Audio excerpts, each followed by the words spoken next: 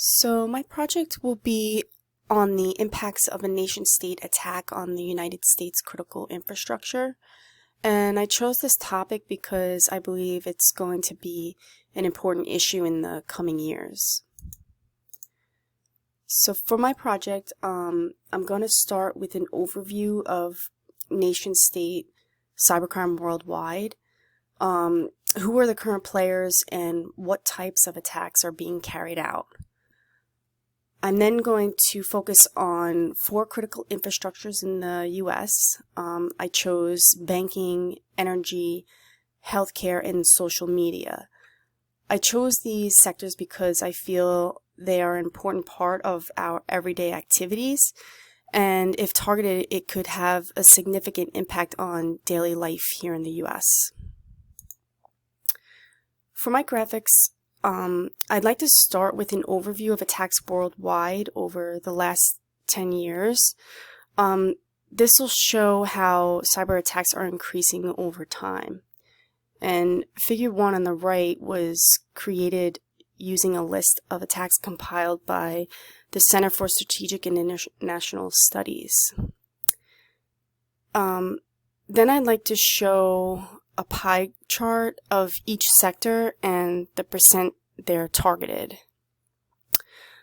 I'll also include a few tables.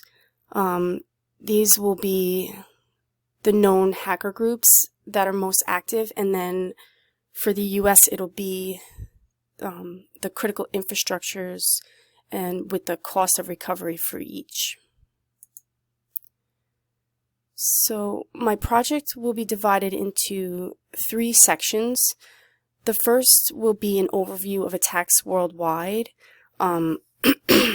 which countries are targeted the most and which industries are targeted the most.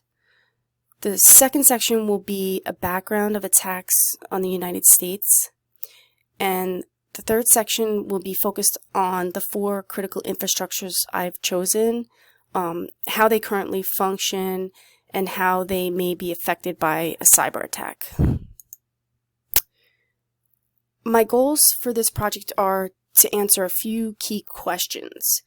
Who are the known hacker groups? What are the most common types of attacks? How often is the United States targeted? And then for the infrastructures, it'll be how large of a region does each infrastructure cover in the United States, and how would the local population be affected?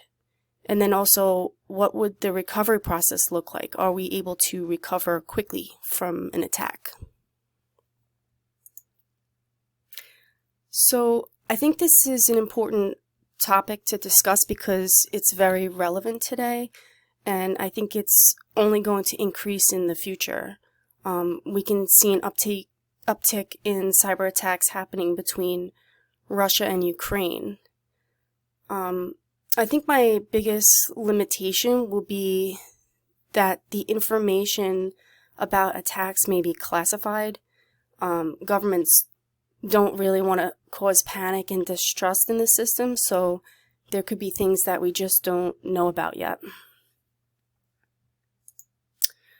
I hope you found this topic to be interesting and an important one to highlight. I do feel that this is an important subject to talk about so we can prepare for our future in cybersecurity.